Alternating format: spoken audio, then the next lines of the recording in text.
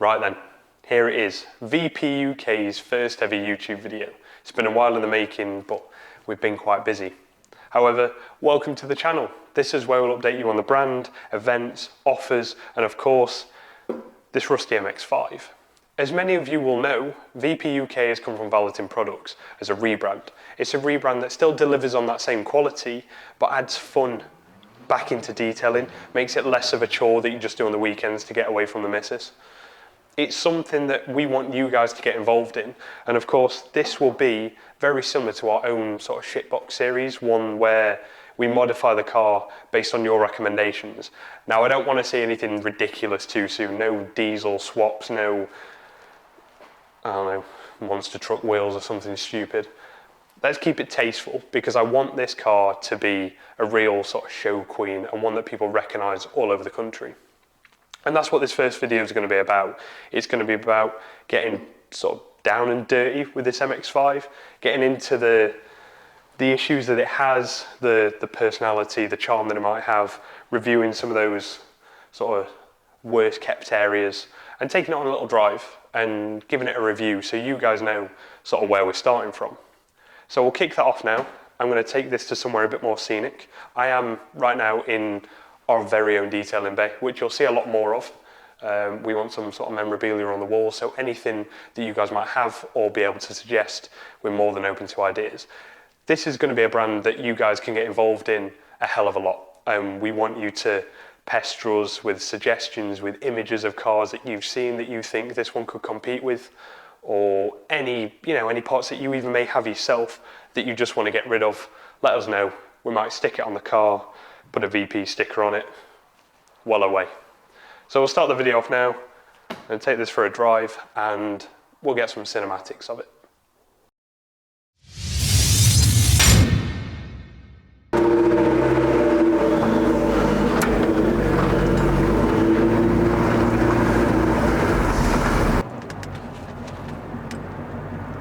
So just whilst we're on our way to location, I thought this would be a good time to talk to you more about the car, its origin, why we bought it, and what our sort of plans are for the future.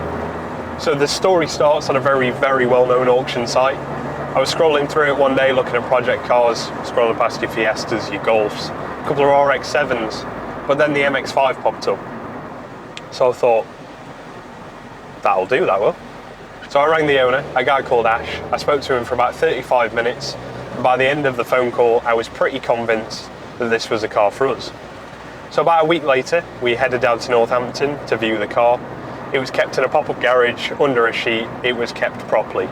These cars are known for rust, so keeping it out of the weather is ideal. Ash had a lot of other cars, a couple of BMW Z4s, a few old Beetles and things like that, which normally would take my fancy. However, this MX5 really stood out, and it was definitely one that I fell in love with straight away. So we agreed to buy the car. I went back, I think it was about a week later, to pick it up, and that drive back definitely took some adjusting. I'm a retro Ford person at heart, so driving this sort of JDM icon, especially with the indicator on the wrong side, was a bit of a new experience, I guess. But it was one that I definitely found fun, and since I've been driving it, is one that I've sort of enjoyed every time I've got in the car. There are, as you can probably hear, a few modifications to the car already. It does have an aftermarket exhaust, which is pretty loud, so if you can't hear me, we'll blame that. We'll also blame this soft top as well, because it doesn't fit the best. I've found that if you squeeze that handle there, it gets rid of some of the wind noise, but we'll sort that. It's got a set of aftermarket alloys on it as well. I know that's something that you guys will probably want to change, because I do as well. They're all right, but they're not the best. But it's definitely an easy modification, one that we could probably do within the first few weeks of these videos going out. It's been lowered on coilovers as well, so you can chuck it into a corner at a pretty decent speed and it won't try and throw you off the road. Not that I've tried. It's the 1.8 litre model compared to the 1.6. I know they're in a very similar category, but I held out for the 1.8 litre purely because of the slight improvement in power. And we could probably throw a turbo on it one day as well to try and speed it up a little more. But for now, for its age, for the amount of miles that it's done just over 101,000 miles, and for the fact that I barely fit in it, it does shift pretty well, and it has embarrassed a few Fiestas on the A roads which I'm quite pleased about. But all in all, it's quite a tidy car. There's one arch driver's side rear that's bubbling up as it expects. The sill that side is pretty bad as well. It's been restored, it's been bodged. But it's definitely something we can look at, and that's the whole point of getting a project car.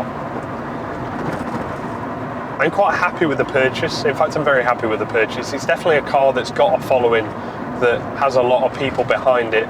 Like I said, either you've owned one, you've driven one, or you've got a mate that's got one. Everyone seems to know a lot about these cars, which is ideal because it means that there's plenty of parts and plenty of modifications that can be done. But that's way, way, way in the future. So for now, what I'm going to do is I'm going to pull in, I'm going to get some cinematics, and I'll even treat you to some royalty-free hip-hop as well. You're welcome.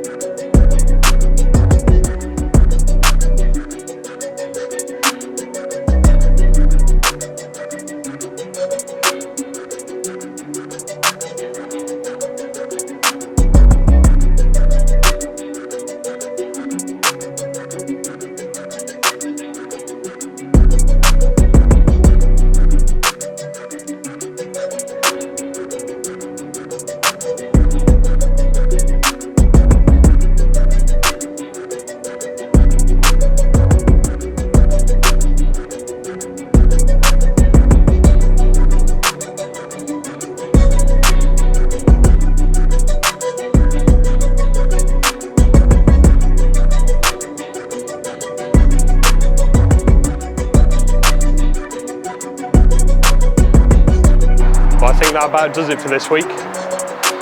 So I suppose there's only one thing left to do. Do we send it? Or is it too early to send it?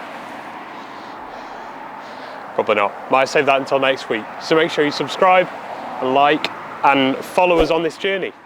I'll see you next week.